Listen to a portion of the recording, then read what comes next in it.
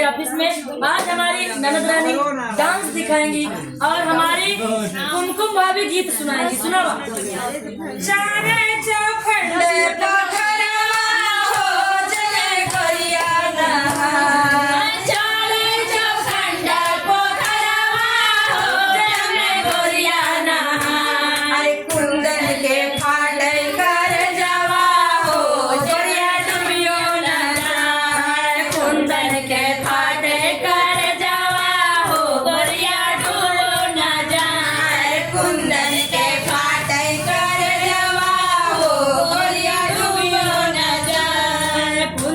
के फाटे कर जावा हो गोरिया डूबियो न जाए चौखंडे पोखरवा हो जमे गोरिया नहाए जाने चौखंडे पोखरवा हो जमे गोरिया नहाए अरे कुंदन के फाटे कर जावा हो गोरिया डूबियो न जाए कुंदन के फाटे